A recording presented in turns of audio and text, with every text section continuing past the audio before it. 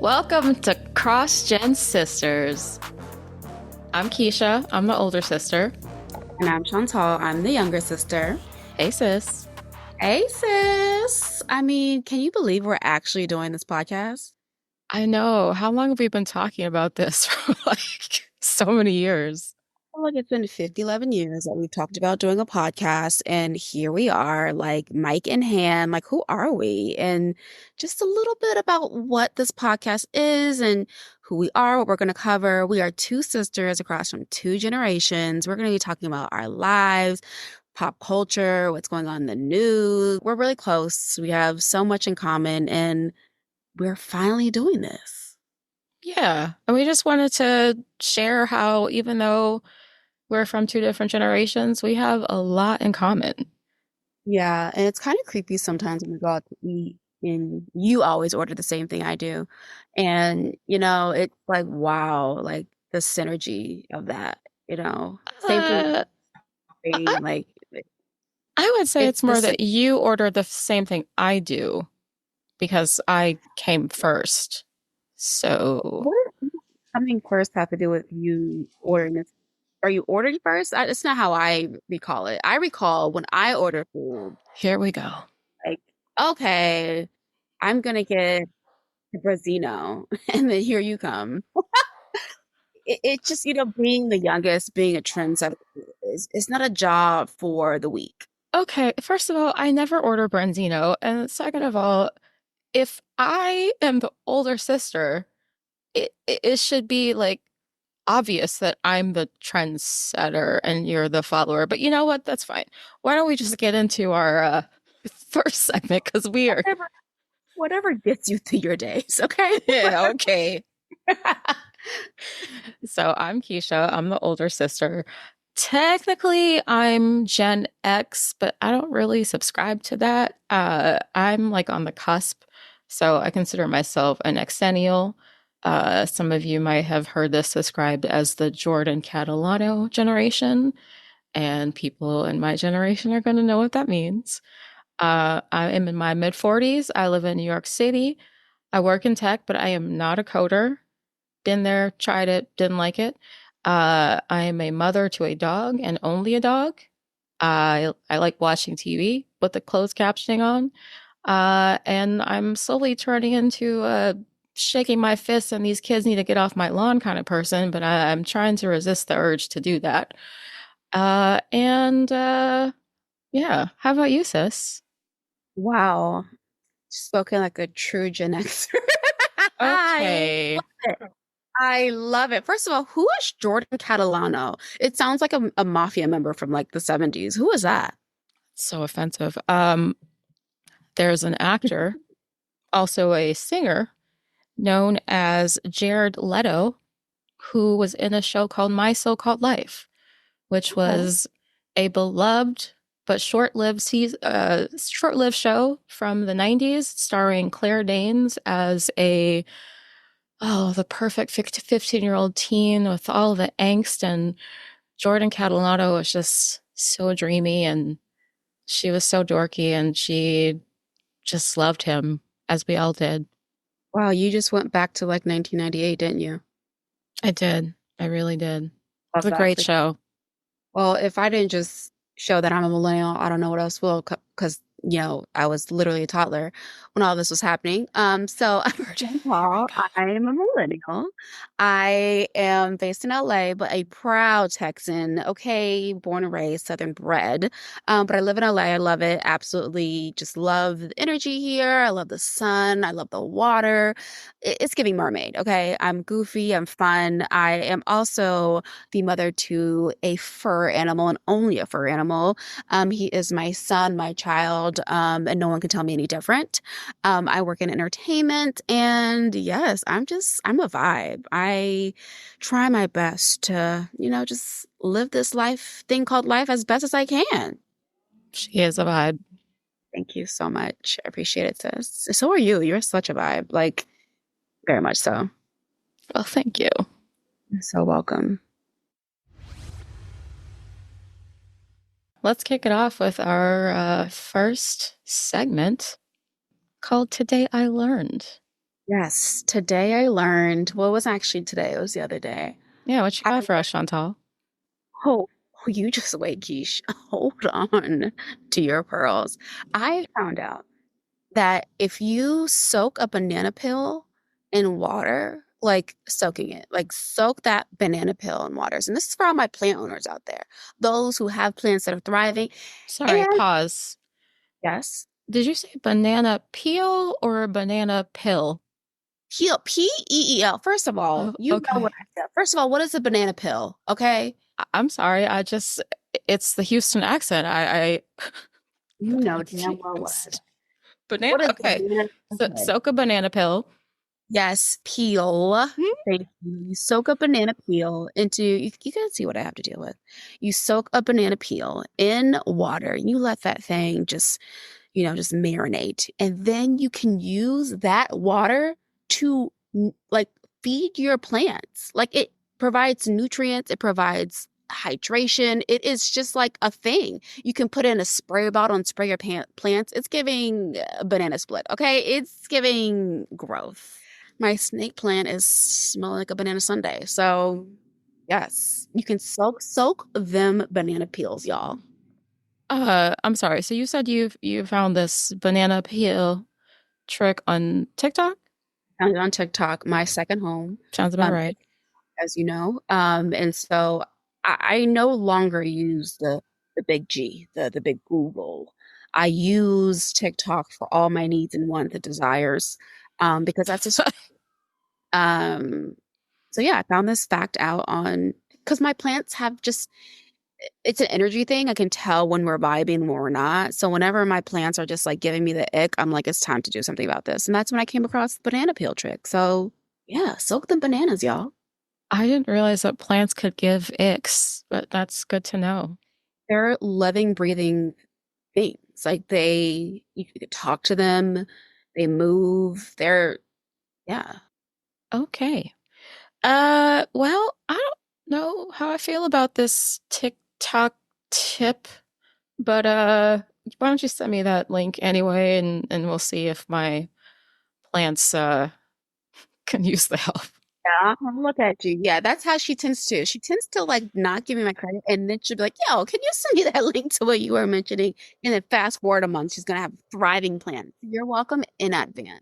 How about you? What's your fun fact, Keish? What's your today I learned? What? Tell the people. So mine is a little bit different. I don't spend as much time on the tick and the talking as you do.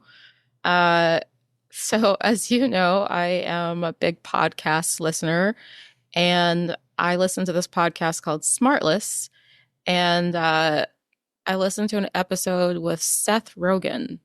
And for anyone who doesn't listen to Smartless, it is a podcast hosted by Jason Bateman, Will Arnett, and Sean Hayes. And each episode they interview a celebrity. And it's really funny. Not that I'm here to advertise other people's podcasts, but just want to give that background. Um, and I'm not the biggest fan of Seth Rogen. Like, he's fine, but I've been binging this podcast and I've been starting to run out of episodes that I really want to listen to. So I'm now listening to the episodes with celebrities and I'm kind of like, okay, well. So the Seth Rogen interview was actually really good. It was really cool to hear him and like just being like a normal human being. And at one point, I think it was Jason Bateman, who has two daughters, asked Seth Rogen if he had any kids. And Seth Rogen was like, no, uh, I do not. When I listen to my friends with kids talk about being parents, I am not envious of them at all. Mhm. And my wife and I decided that we're not really interested in having kids. And he mentioned a quote from someone else that basically said they would rather regret not having kids than regret having them. And I completely agree with that. And the reason why this like stood out to me is because as you know, I am team no kids. They're great for other people. They're wonderful little human beings. I just don't want them. And I think it's important for other people in media to speak openly about making that choice so that those of us who have also made that choice feel validated, and people who are on the fence can also see, like, yeah, you can have a good life. Team no kids. So I thought that was cool. I love that. I've heard Seth talk about that before. He's been one of those advocates who's like, listen, I don't want kids, and so it is what is it. It is. And I think it's such an interesting conversation because he is a man talking about this, and so often Hmm. woman's perspective. And so someone that sticks out to me is Chelsea Handler, who's always just getting thrown tomatoes, tomatoes, whenever she's just like, I don't have kids and I love not having kids. People just like will just like burn her at the stake. But meanwhile, Seth Rogen's like, I don't want kids. I'm like, good for you, dude. So it's just like that.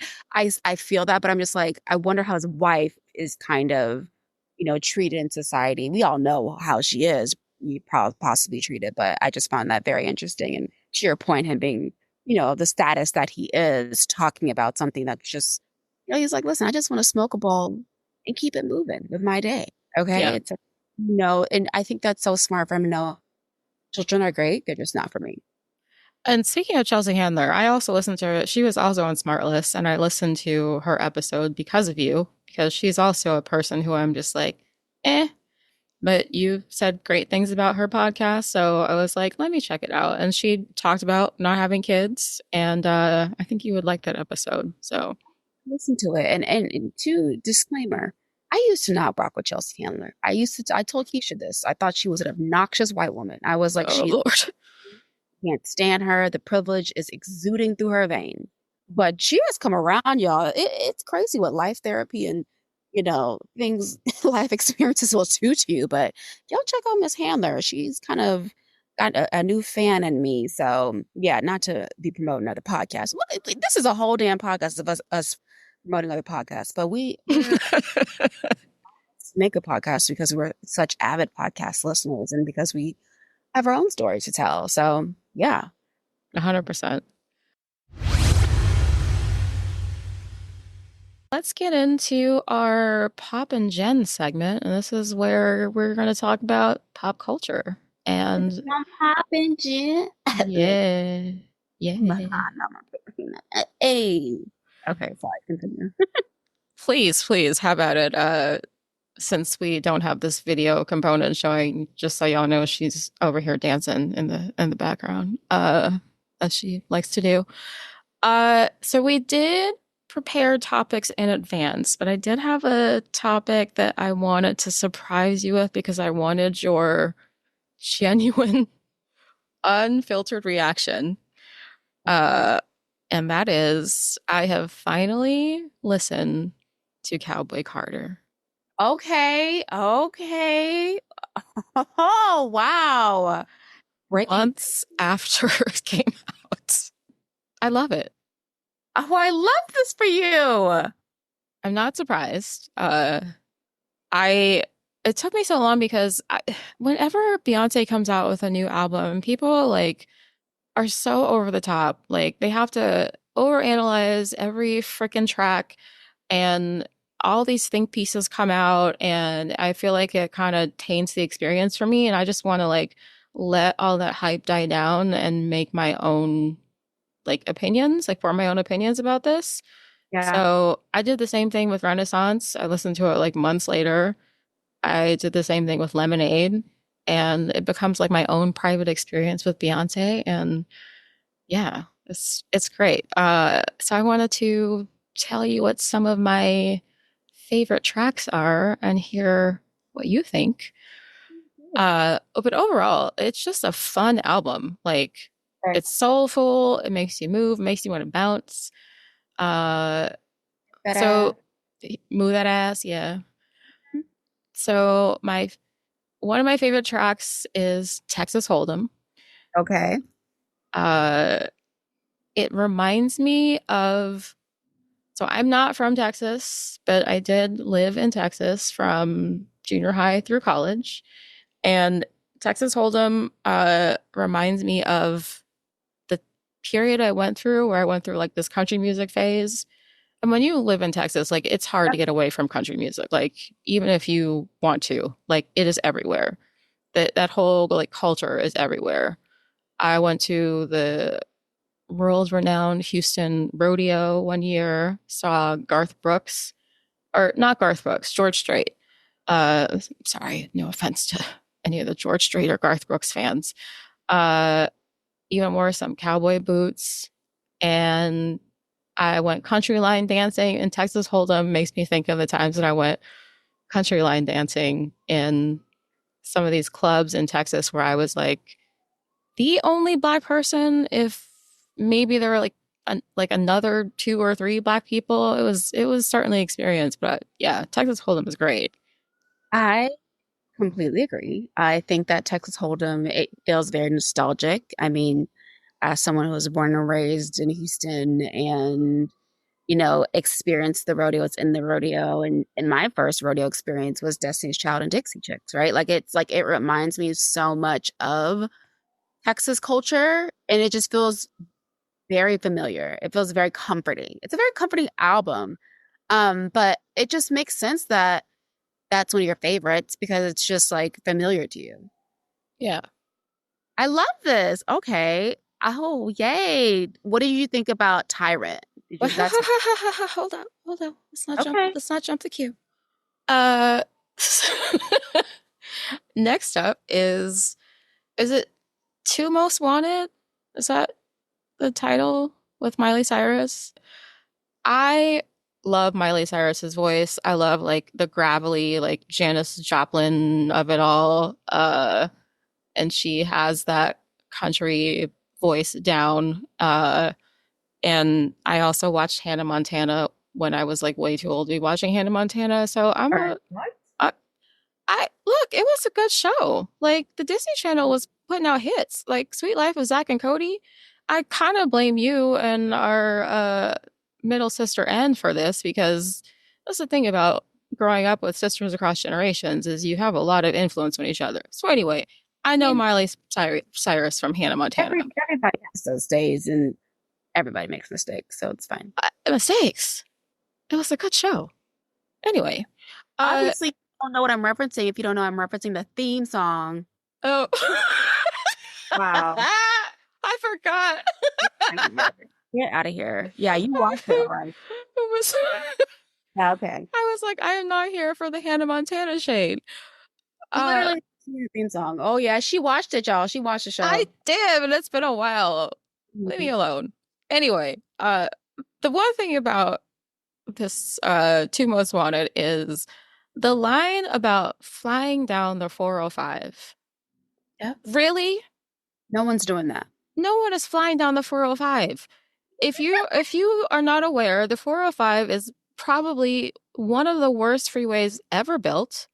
Whoever built that, I hope that wherever they are thinking about how royally they fucked up because it is the worst. Like I have been on that freeway and wanted to drive myself off the freeway, like off the cliff You were like, get me out into of the brush.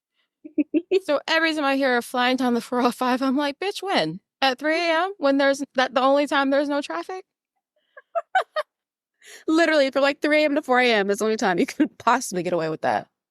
So I get, they probably had to rhyme, but I mean, Miley has a habit of saying she's flying down some type of California highway. You remember Malibu? Malibu.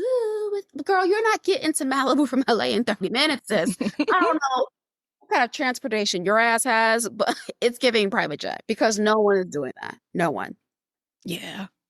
But yeah, I'm glad you like that song. That's a good one. That's a good choice. Yeah, it's really fun.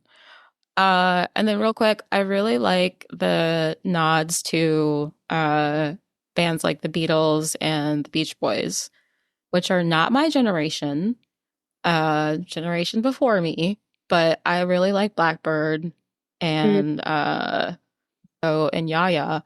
There's like a sample of Good Vibrations and it's just brilliant. And I love that she's like exposing a new generation to these songs.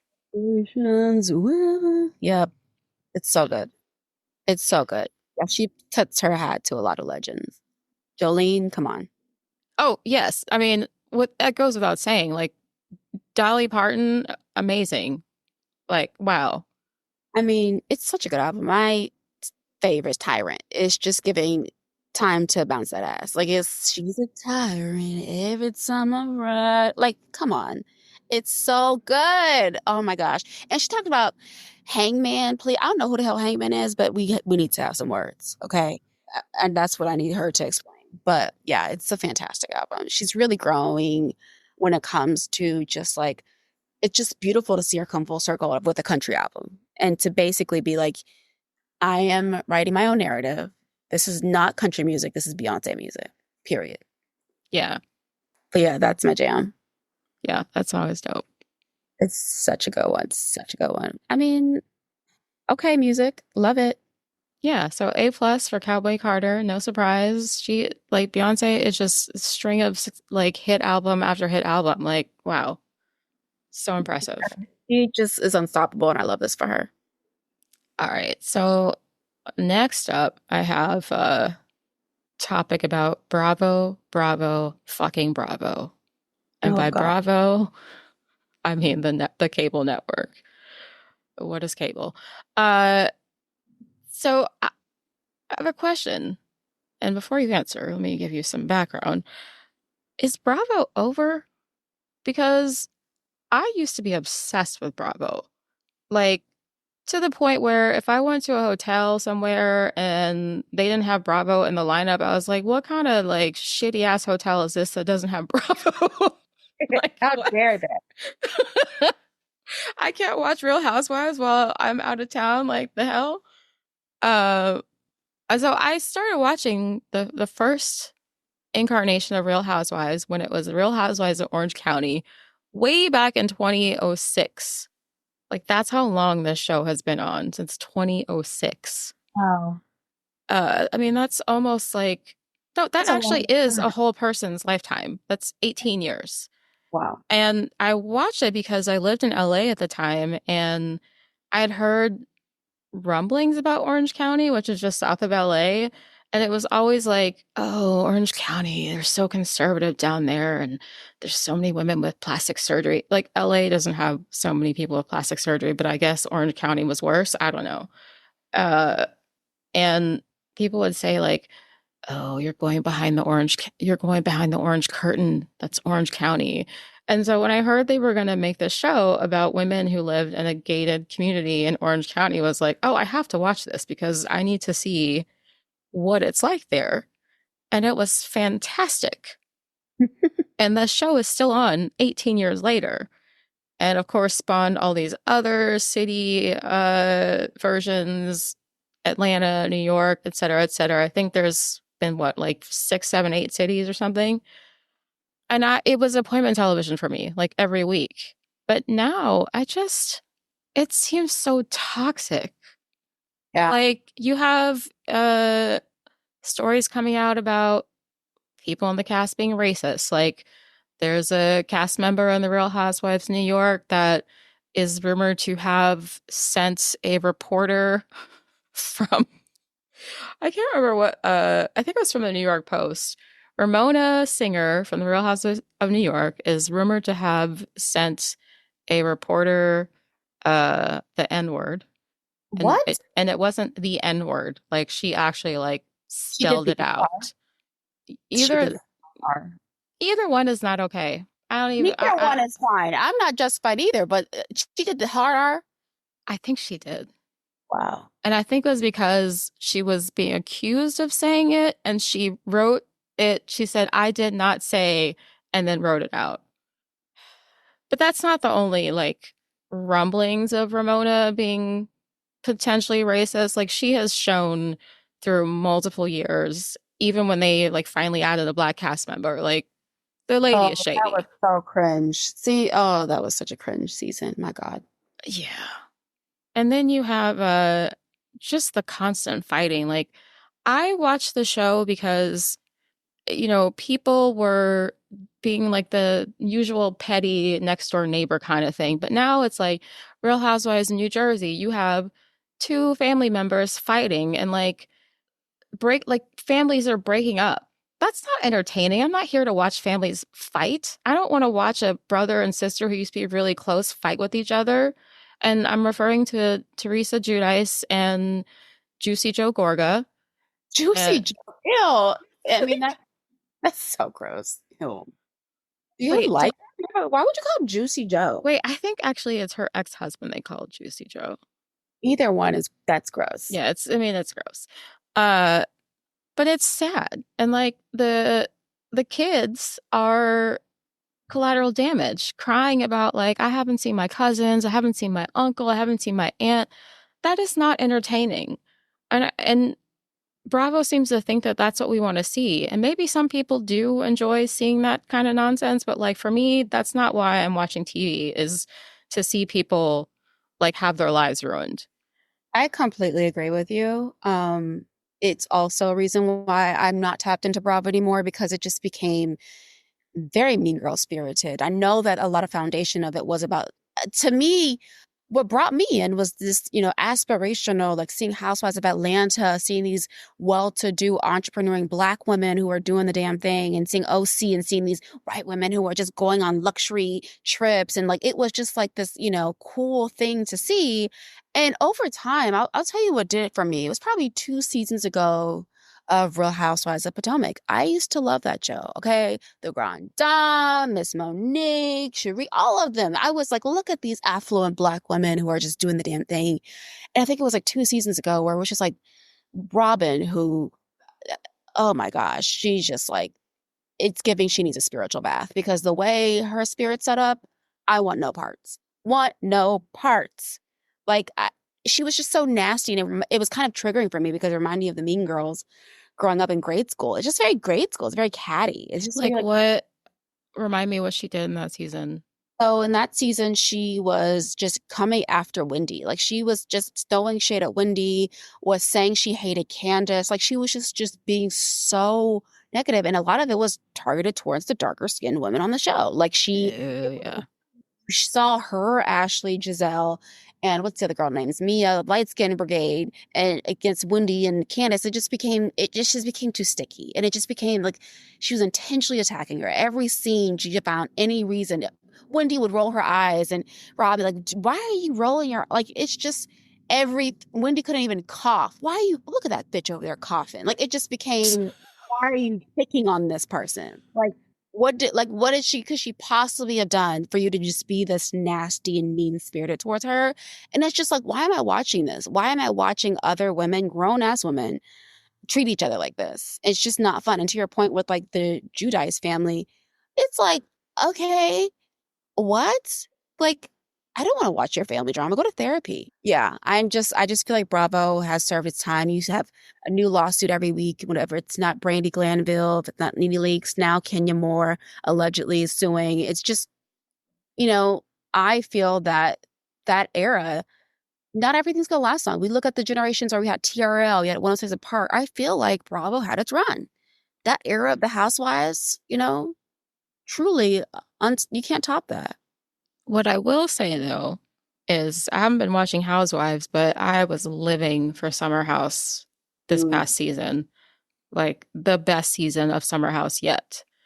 And I also like Southern Charm, which I got into late because I was like, why the hell am I going to watch a show called Southern Charm that is all white people who live in the deep South? And I just assume probably like their families owned slaves and they lived on plantations.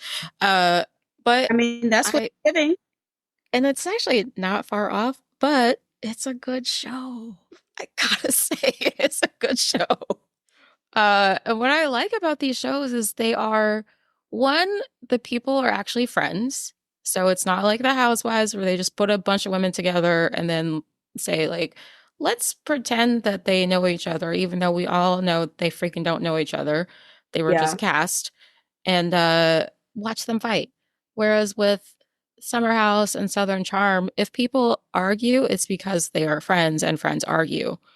Uh, and what I loved about Summer House the most this season, besides the fact that like it's just a fun show to watch, is they showed the women in the show being supportive of each other, laughing together, having a good time, backing each other up.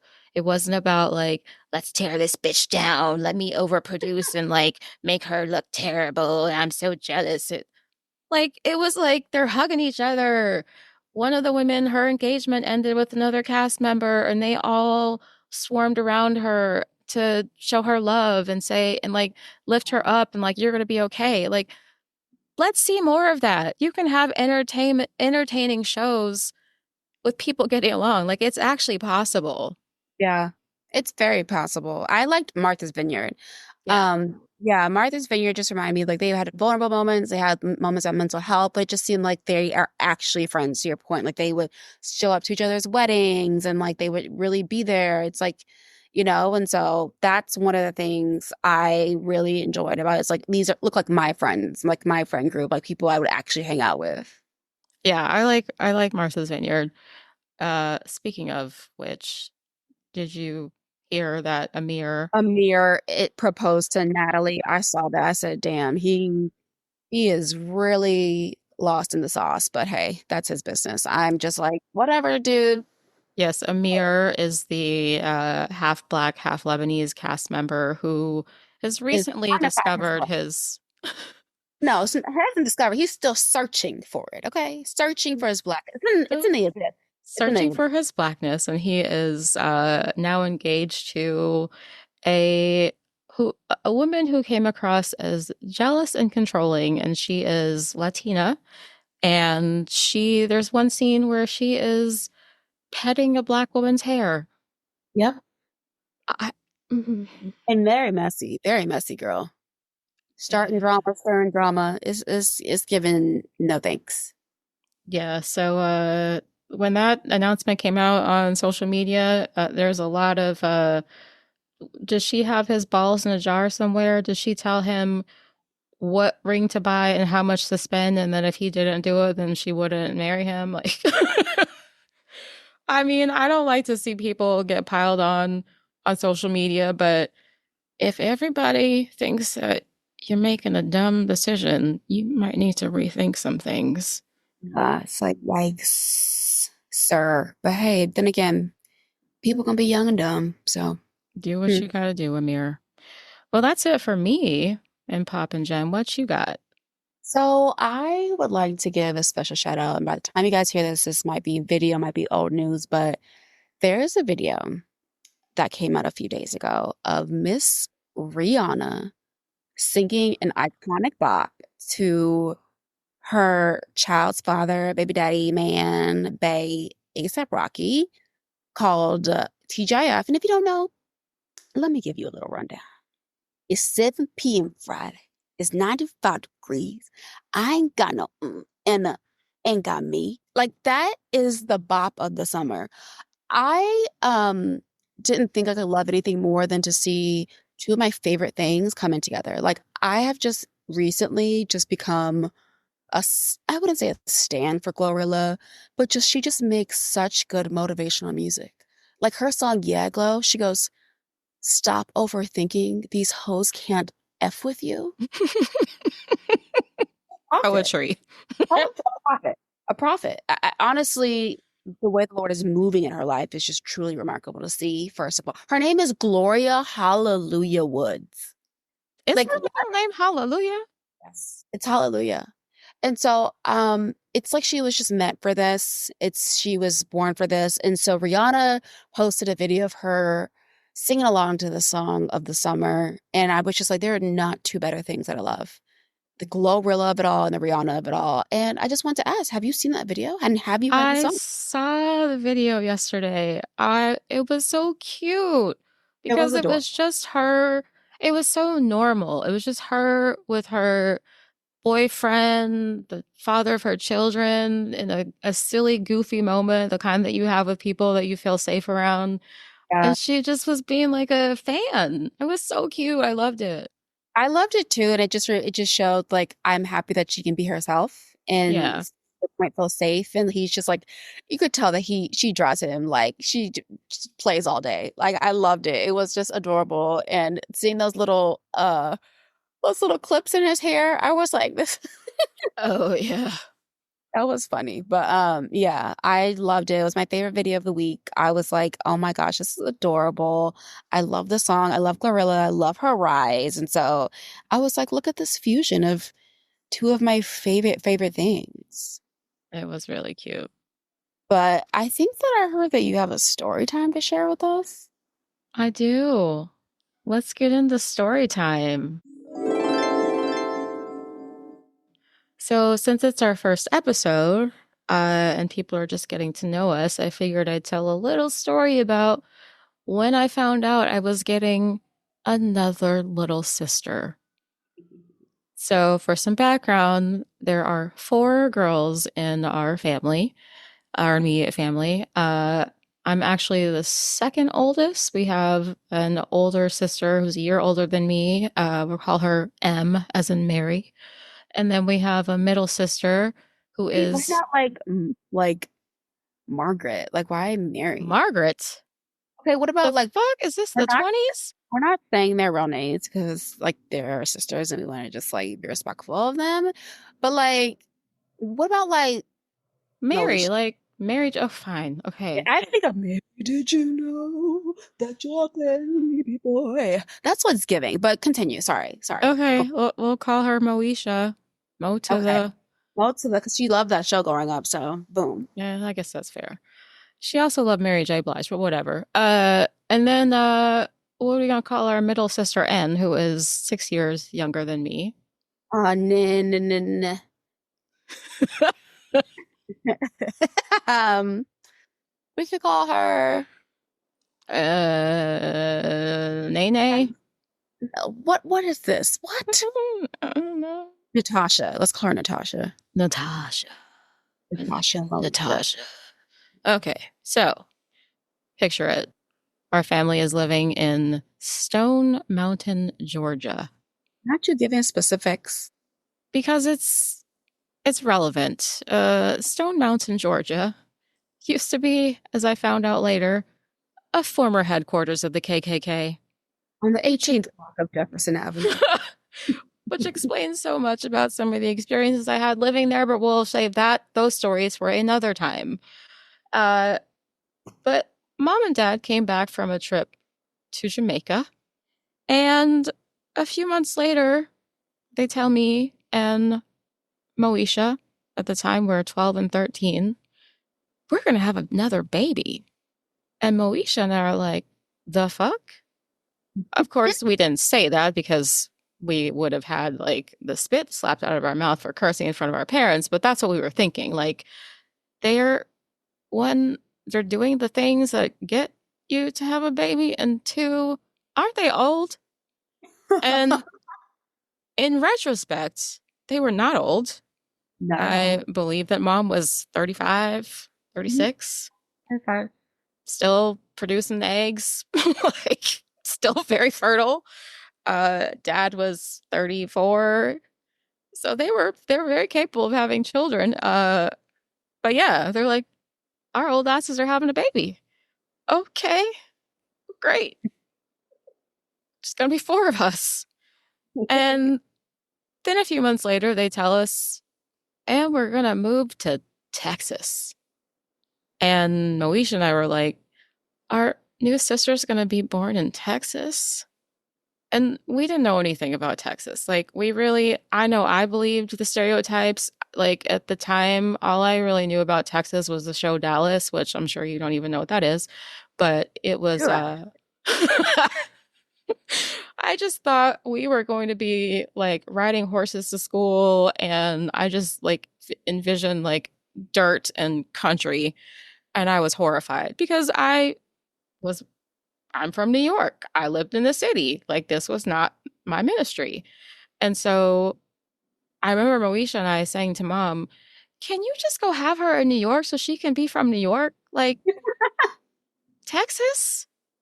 So we moved to Texas, and in the early 90s, uh, our sweet Chantal was born, uniting our family and bringing us all joy. And I, if you had told me all those years ago that she and I would become best friends one day, I I don't know if I would have believed it. Not because I don't love her and didn't love her, but because by the time I moved out to go to college, she was 5 years old. Like, Well, I was in kindergarten when you were going into college. Like that was like that to give people an understanding of just like the generational, like, yeah.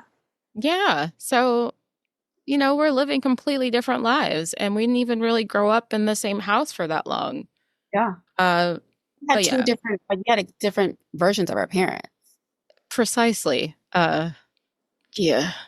Okay. Anyway, that's another episode. Some of us had it harder than others. Anyway, it's not my fault I got pushed out last. Well, I hope you enjoyed the groundwork that your older sisters laid for you to Oh, I absolutely do. I appreciate y'all beyond I can ever express. So thank you for being right before me. But oh my gosh, thank you. I'm so happy to be here. Some days it's giving what is going on, what is this rock that we're spinning on. But I'm happy to be here. I'm happy that God placed us in this lifetime at the same time to experience each other. And it's so happy to do this thing called life with you. Oh, that's so beautiful. Oh my gosh, I agree. So I want to move things along. First of all, thank you for that super sweet story. Um, it warmed my heart, but I gotta know, like, I've been watching a lot of TV. I'm a streaming girl. I gotta know, what are you watching right now on TV?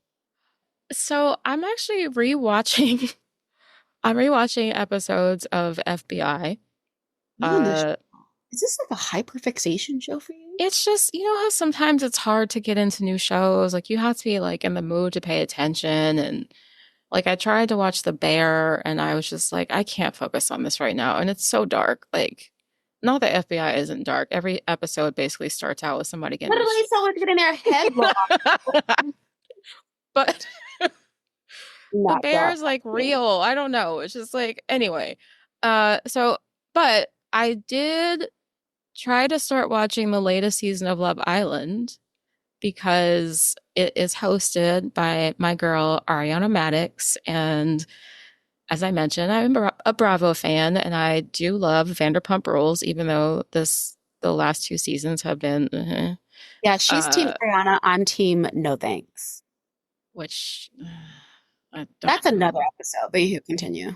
I don't know what your problem is, but anyway, so Ariana Madix is the I'm just host. saying you should now be the face of like everything. But Okay, you anyway, she worked hard yeah, for go on. this. She Yeah, okay, sure. Fantastic. So I'm happy for Ariana's success. She is hosting Love Island, the new season, and I had tried to get into Love Island before, but this show is on. Like there's like fucking like 30 episodes. Like who has the time? And some of these guys, they're boys. They really are boys. And it just kind of feels like inappropriate to be even thinking about them as anything other than that.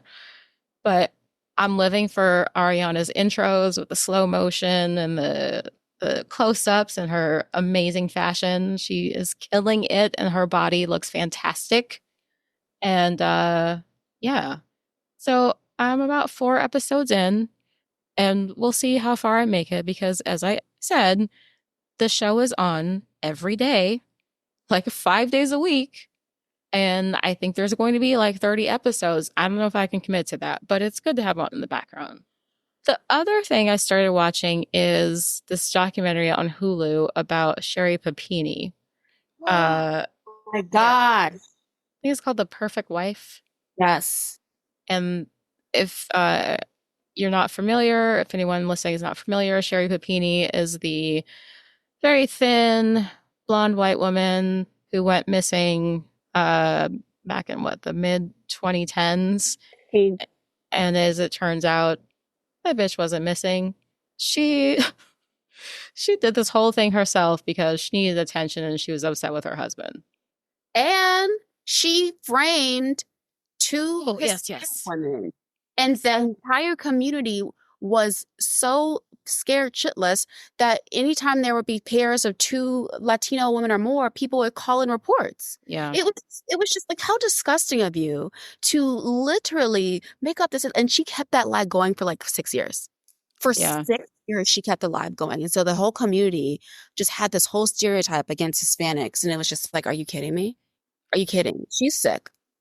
Yeah. And like I don't know if they mentioned this in the documentary because I'm not done with it yet, but I've read and heard in other like documentaries and podcasts that there's evidence of her having posted on white supremacist message boards, saying racist things. So she has a history of being a racist bitch. Yikes. Yeah. Oh my gosh. Well, bro, she just got out of jail, didn't she? Because she served like 18 months. Which That's I'm it.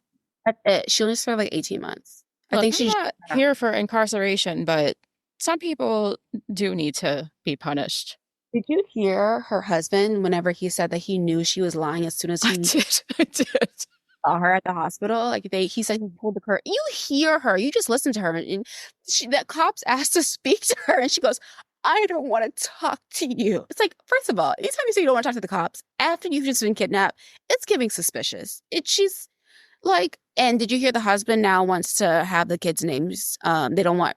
Um, I think her daughter, some is named after her, and so he's changing their names. He said, Oh, "You are getting as far away from you as possible." so God. yeah, that's it for me for what I'm watching.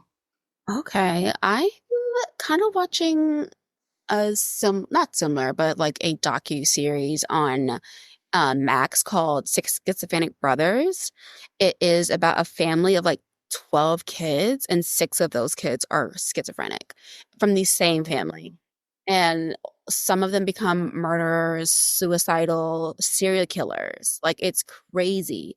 So that is a crazy story. Like the siblings used to torment their younger siblings and like burn their hands on like the stove. Like it's a crazy. And so it shows like this researcher who's like researching like the story of like how six children from the same family have schizophrenia. Just such an interesting story.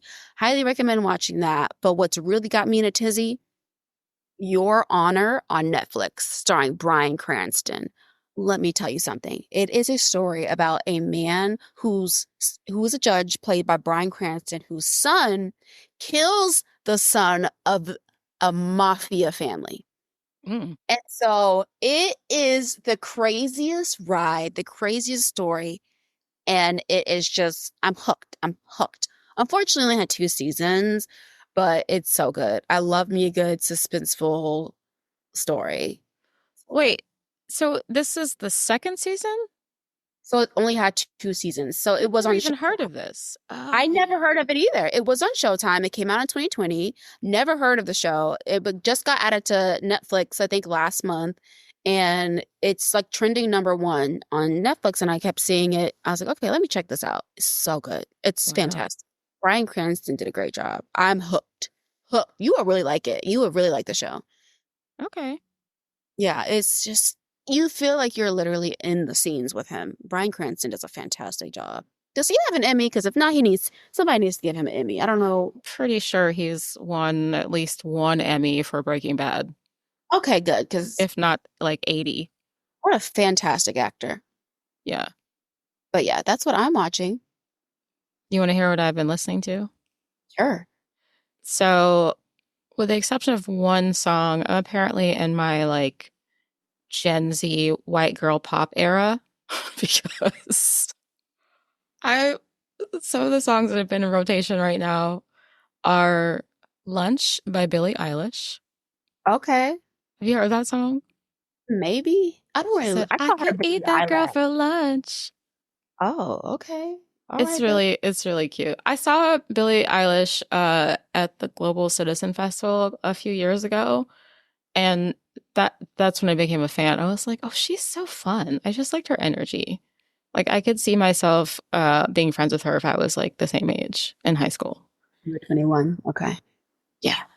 Great. And then that song Espresso by Sabrina Carpenter. You have to have heard that song. It's like played all the time.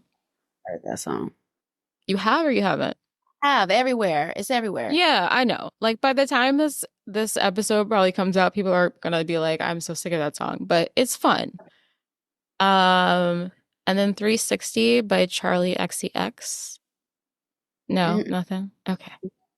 They're just like light and fun songs. Um, And then there's this artist named Chapel Roan that I heard about a couple weeks ago from another podcast, actually. And she has like she's such an interesting vibe. She's like kind of like Cyndi Lauper meets like, I don't know, like an 80s new wave band. And she has a song called Good Luck Babe that is just like light and poppy that I also like. So if you're looking for light, fun pop music, Chapel Roan is good.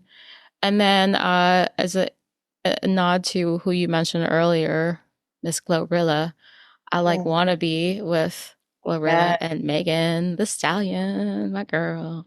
mid, go mid. Although I don't know why they have to call out Channing Tatum. Like, what did Channing do? Like, Rates at Channing Tate. I think they just think about Magic Mike or something. They probably were in the studio thinking about random white men that they could name. And so they're like, let's do Channing Tatum. but like, I don't. I wish I could redo that song and say "White Boy Wasted" like Justin Timberlake or something because Oh, I know. Oh, that would have been White Boy Justin Timber. Yeah, White Boy Wait Justin Timber. Yeah, I can see it. Okay, that's what we're gonna do now. like That'd be funny if they did the remix like that. I'm pretty sure Channing Tatum is just dating Lenny Kravitz's daughter, whose name is escaping me right now, and raising his Oh, own got it. daughter. Yes, Zoe Kravitz. Okay. Yes, I love that. I love that. Yeah. What you got on rotation? I am, as you know, an R&B head. I love R&B music very much. Yes. I love my Masego. Right now, I'm listening to Duran Bernard. I have him on repeat. I love it so much. I just came back from seeing T-Pain at the Hollywood Bowl, and I'm still Yeah. crying from that because it's so good. Duran was there performing, Layla Hathaway, Lettucey, Erica Campbell from Mary Mary. It was so funny because me and my friend were shouting out "Shekels" whenever Erica Campbell from Mary Mary. I remember when I was little, I thought Mary and Mary was their names. And I was like, I felt bamboozled when I found out it wasn't. I was like, how dare you lie? But other than that, I am listening to Glorilla's TGIF. I love that song so much. It makes me feel like just that girl. Also JT's Okay. The remix with Young Jeezy is so good. It is so good. Like Young Jeezy is back in his bag. He said, let me put this relationship to the side. Let me get back in my bag. Let me get back in my bag. And he is And also maybe put his guns back in his bag and keep him away from his at daughter. But continue. that. Right. Yes. What you said. But yes, Right, I had to. that's what I'm listening to. JT and Young Jeezy. Okay. It's called Okay. Oh, it's called Okay. Okay. Okay. Wow. hmm Wow. I think we're at the end. We are at the end of our episode, y'all. The end of our first episode. Oh my gosh. Oh, gee, we did it. We did it. Look at us doing things we said we would do. Yes. It's 2024 for you. Oh, Well, for those of you who have made it to the end of the episode, which I hope most of you have, um, look for new episodes of the pod every other Thursday. And you can follow us on Instagram at CrossGen Sisters. That is CrossGen Sisters. And also at crossgensisters at gmail.com if you really just like emailing folks. Only send us nice things though. And because we're building our podcast, please follow us on Apple and Spotify and rate, review, and subscribe. And finally, tell your sisters, your brothers, your friends, and your other loved ones about us. Thanks for listening. Bye. Love you, sis. love you, sis.